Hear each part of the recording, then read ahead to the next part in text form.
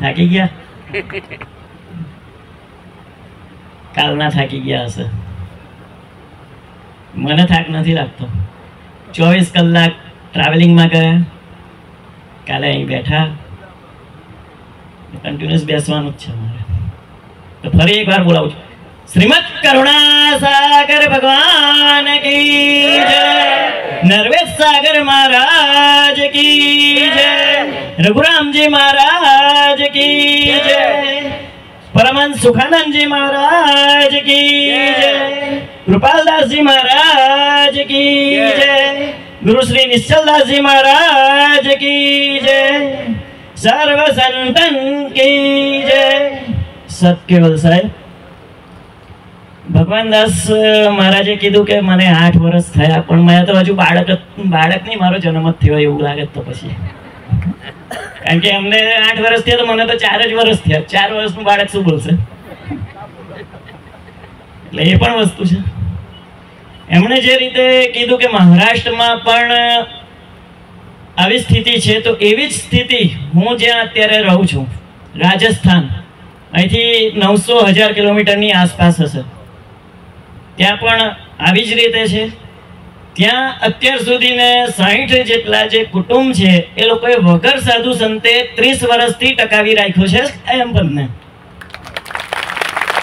વગર સાધુ સંતે. અહીંયા તો સાધુ સંતો હોય છે, તે છતાંય બીજા સંપ્રદાયમાં જતા રહે છે, ત્યાં તો ગયા નથી. બીજી એક ખુશીની વાત એવી થઈ છે કે છેલ્લા 4 મહિનાથી હું ત્યાં છું, તો આ 4 મહિનામાં નજીકમાં કરોલી જિલ્લો છે, ત્યાં 15 નારાયણ હરિ શાખામાં જે સંપ્રદાયમાં હતા એ લોકોને ઉપદેશ કરવામાં આવ્યો, એક સાથે 15 જણને. તો બીજા સંપ્રદાયના પણ હવે જોડાઈ રહેલા છે. તો આપણા સંપ્રદાયમાંથી કોઈ નીકળી ના જાય એનું પણ આપણે ધ્યાન રાખવાનું છે. સાથે સાથે બધાને એક વિનંતી કરીશ કે હું તો ત્યાં દૂર છું, પણ બધા જ સાધુ સંતો મને સપોર્ટ કરે છે. જ્યારે પણ જો અજીતદાસ મહારાજને ફોન કરું તો પણ કંઈક ને કંઈક વાતમાં શીખવા મળે.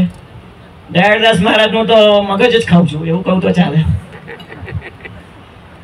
સાથે સાથે ઉમરા હિમાંશુભાઈને તથા ડુભાલ પાટિયા પંકજભાઈને, આ 2 જણને તો વધારે જ હેરાન કરું છું. કારણ સાહિત્ય માટે કંઈક જરૂર હોય તો મારે બેમાંથી એક જણને ફોન કરીને પૂછવું પડે કે હોય હિન્દીમાં તો મોકલી આપો, ક્યાં કે ગુજરાતી તો ત્યાં ફાવે નહીં કોઈને. હિન્દીમાં જેટલા પણ ગ્રંથો હોય એની માટે હું એમને જ ફોન કરીને વાત કરું છું. સૌથી વધારે તો હિમાંશુભાઈને. ઉમરા જ્યારે પણ જવું તો જીવાભાઈ સાથે બેસીને ઘણું બધું શીખવા જેવું છે. મેં પહેલાં પણ કહ્યું હતું, આજથી 1.5 વર્ષ પહેલાં નિલેશભાઈએ આમંત્રણ આપેલું. આ બીજી વાર અહીંયા ઉપસ્થિત આવા પ્રોગ્રામમાં થવાનો લાભ મળે છે મને. તો નિલેશભાઈનો પણ ખૂબ ખૂબ આભાર, તથા મંડળનો પણ ખૂબ ખૂબ આભાર. સુખાનંદજીની વાત કરીએ તો મને અત્યારે એવો અનુભવ થાય છે કે જેટલી મુશ્કેલીઓ અત્યારે પડે છે ને એનાથી 10 ગણી મુશ્કેલીઓ એમને બેઠેલી છે. કારણ પહેલા તો વાહન વ્યવહારની સુવિધા નહીં, પગપાળા જવું પડે, બળદગાડાની અંદર જવું પડે. આજે તો બસોમાં કે ટ્રેનમાં કે છેલ્લે પ્લેનમાં જતું રહેવાય દૂર જવું હોય તો.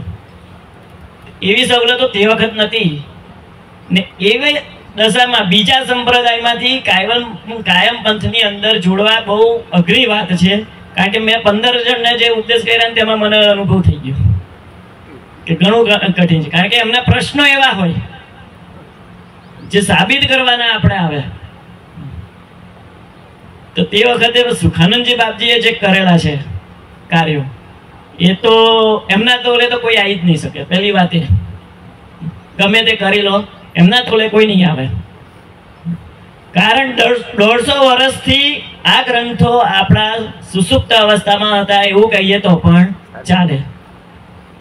ત્યારબાદ સુખાનંદજી બાપજીએ જે સટીક કર્યું છે ગુજરાતીમાં, ત્યારે આપણાને ખબર પડી કે સત્ય હકીકત શું છે. પરમ ગુરુ બાપજીએ શું કીધું છે. એટલા માટે જ પ્રયાસ આપણો એક જ રહેશે કે સંપ્રદાયની અંદર ટકાવી રાખવાનો, કાયમ પંથની અંદર ટકી રહેવાનું અને ભગવાન પક્ષને આગળ લઈ જવાના જ પ્રયત્નો કરવાના છે. એકબીજાની ભૂલો જોવાનું આપણે બંધ કરવું પડશે. નાના મોડે મોટી વાત કરું જ બાપજી, કારણ આપણી આ જ વસ્તુ છે. મનુષ્યની એક જ વસ્તુ અઘરી છે, ઈર્ષા. ને અત્યાર સુધી થોડું ઘણું પણ મેં જે ગ્રંથ અભ્યાસ કર્યો ને એમાં પરમ ગુરુએ 2 વસ્તુ છોડવાની કીધી છે અને એ જ આપણાથી છૂટતી નથી. સૌથી પહેલા તો અહંકાર, એ છોડો તો બધું છૂટે. અને એનું મૂળ છે ઈર્ષા, કે બીજો શું કરે છે એ જ જોઈએ છે, આપણે શું કરીએ એ જોતા નથી. એટલે આ 2 વસ્તુ છોડવી પડશે. સુખાનંદજી બાપજી ને વિશે તો ઘણું બધું સાંભળ્યું છે ને અત્યારે જ મેં સવારે ભગવાનદાસ મહારાજને પણ પૂછ્યું કે એમના જીવન ચરિત્રનું કોઈ પુસ્તક હોય તો મને આપો, જેથી કરીને હું હિન્દીમાં એનું ટ્રાન્સલેટ કરીને ત્યાંના લોકોને પણ જણાવી શકું. કારણ કે 2 મહાપુરુષોની વાત કર્યા વગર રહેવાય જ નહીં. એક સુખાનંદજી બાપજી અને એક રઘુરામ બાપજી.